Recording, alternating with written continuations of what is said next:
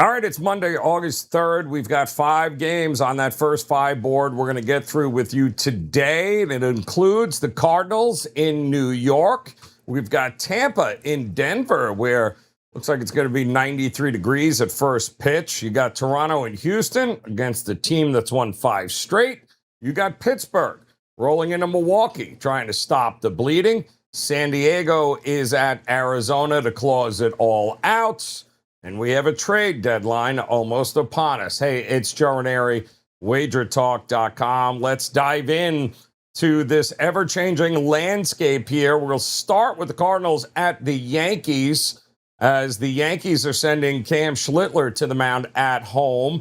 The market opened up at minus 220 in the first 5, just a monster price to lay, especially with a lineup that's been one of the worst in baseball against right-handed pitching, left-handed pitching, underhand pitching over the last couple of weeks. So the market's telling you that Schlittler is the entire bet here. And honestly, it's hard to argue.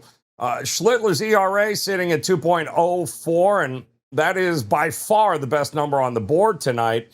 But it is a little too low because he's more like a high 2s arm than he is anything else. But still a frontline starter, still the favorite to win the Cy Young in the American League, all because he misses bats at an extremely high rate. Now, his last start, he left with a 4-1 lead after 6 1/3. And then, of course, the Yankees bullpen handed it right back. But you got St. Louis coming in with Michael McGreevy on the mound. He's got a 3.57 ERA, and that number is definitely lying, because he's nearly a run and a half worse than that. He's more like a 5 arm because he, unlike Schlittler, doesn't miss bats. He was, I think, 6 days ago on the mound, only got 5 outs, 7 earned, 63 pitches, out. And here's the part that is going to decide this one. The Cardinals also have been one of the worst offenses in baseball against righties, lefties, underhand, doesn't matter over the last 2 weeks. They've only scored 2.4 runs a game in the last 7 days. To me, both of these lineups, they got problems here. Cardinals did win 5-1 in Toronto last night, but they dropped 2 of 3 in that series. Looks like the selling has already begun. Now they're in New York. So through 5, if you're laying a fortune on the side in the money line and the Yankee bats have been that quiet, I'm not running to the window to make that bet, and I don't want to make New York's offense a big part of the bet. So through 5 innings, I'm betting on the Cardinals team total under. I'm going to bet Schlittler versus this anemic offense and say they don't get 2 runs in the first 5 innings. All right, we're going to head to game number 2, which is going to be in Colorado with the Rockies at home, taking on the Tampa Bay Rays. Again, 93 degrees in Denver tonight. The first 5 total opened up at 5.5 and now sits at 6. And to me, that's the whole conversation. Colorado's handing the ball to Michael Lorenzen. His got nearly, a 6.54 ERA.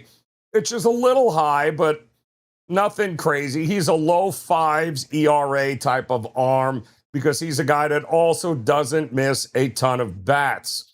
Now, he pitched 6 days ago. He left with a 4-2 lead, and, the bullpen gave it away. But Tampa's countering with Ian Seymour.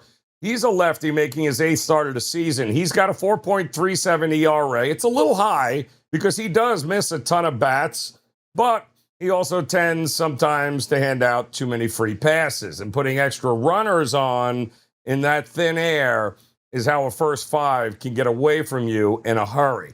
And that's where, to me, this tilts, because Colorado has been, believe it or not, one of the better lineups in baseball against left-handed pitching over the last couple of weeks. They've averaged 6.2 runs a game over the last 7 days. They just swept Kansas City. Not like that's a big accomplishment. They did hang 8 on them last night.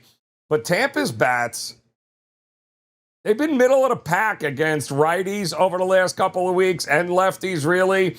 But they've only averaged 1.7 runs a game over the last 7 days. They just got beat up 9-1 yesterday. Tampa opened up mid 140s in the first five, which asks you to lay a real price in that ballpark, in that air. And I don't know that I'm running to the window to do that either. Not a spot I want to be laying anything even close to minus 150. I think Colorado plus the half run in the first five. I don't want Colorado on the road ever, but Tampa has been susceptible on the road, much better at home. But if you're going to give me a half a run at a pretty good price, yep. Tampa bats have quieted down just a little bit here. So I'll go ahead and back the Colorado Rockies in the first five. I'll grab that half a run. All right, a couple more games to get to here before we do. Want to ask you guys to go ahead, hit that like, hit that subscribe button, become part of the WagerTalk TV family. We certainly appreciate you guys hanging with us here. We got some more games going on. Trade deadline has been crazy already, and it's up until about 6 o'clock Eastern time.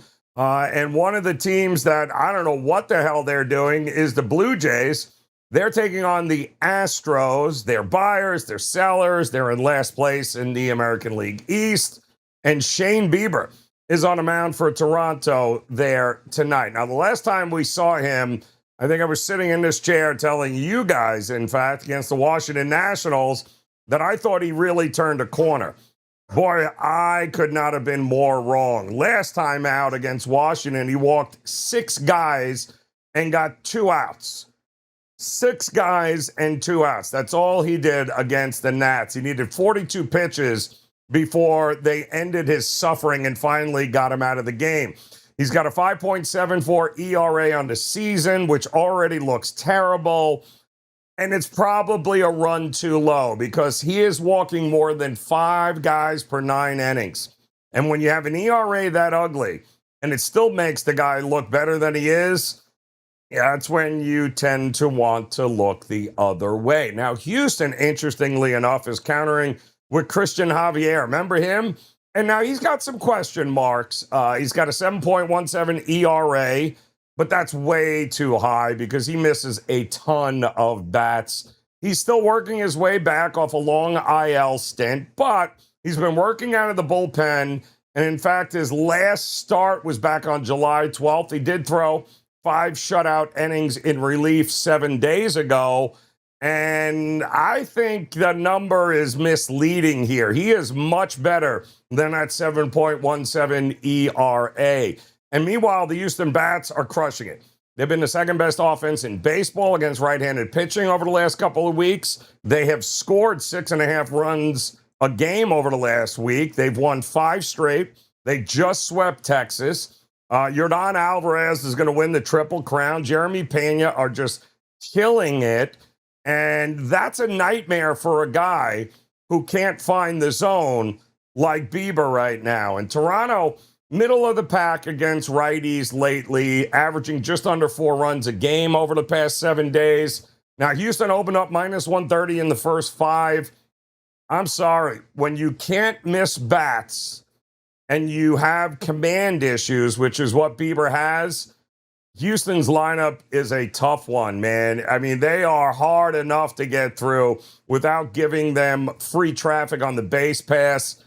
Yeah, I think that Houston lineup makes Bieber pay before he gets through that order twice. I'm going to take Houston at that price on the money line in the first 5. All right, we got another game, which I think is interesting here tonight, and that's going to be Pittsburgh rolling into Milwaukee. Now, the Pirates have lost 3 of 4. They got beat 10-2 last night. Bubba Chandler is on the mound, and he's going up against a Milwaukee club that, well, they too, just got shut out on their trip. But Chandler's got a 4.56 ERA. It's a little harsh considering he has pitched better than that number, according to the underlying metrics, although not much. He does get his strikeouts, that's for sure. But he, too, is another guy that walks nearly 5 per 9. And those walks are going to be the fastest way to hand runs to a lineup that is hitting as well as the Brewers are. He did go, I believe, 6 days ago, 4 innings, 3 earned, 91 pitches. and he was losing 5-0 in that game, and it didn't get much better for the Pirates there. Now, Milwaukee's sending Brandon Sproat to the mound.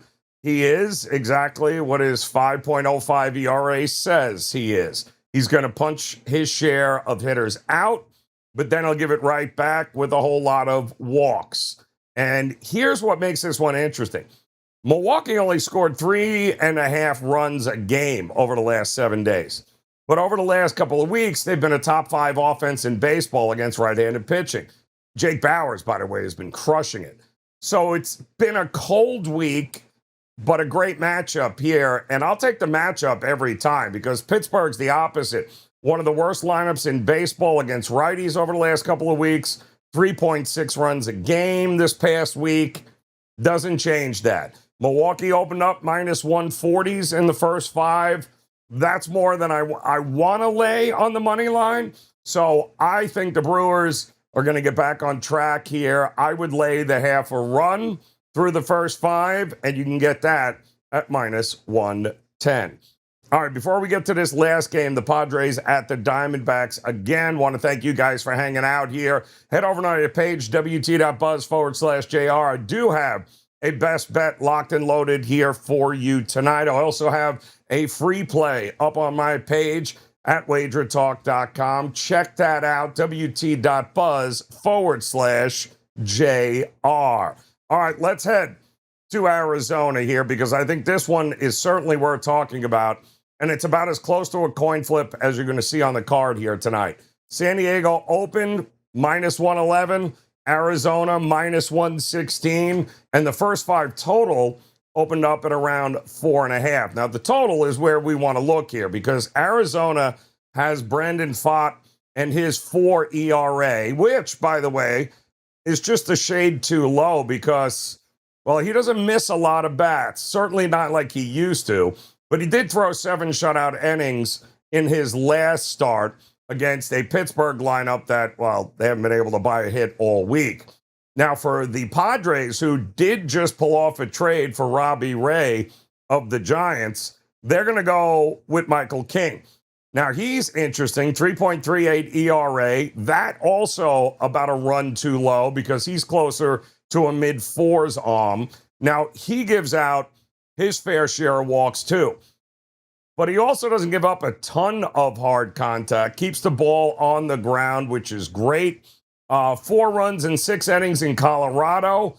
And if you look at what these two arms are walking into, you got the Padres have been a top 3 offense in baseball against right-handed pitching over the last 2 weeks. Tatis Jr., Ty France doing damage.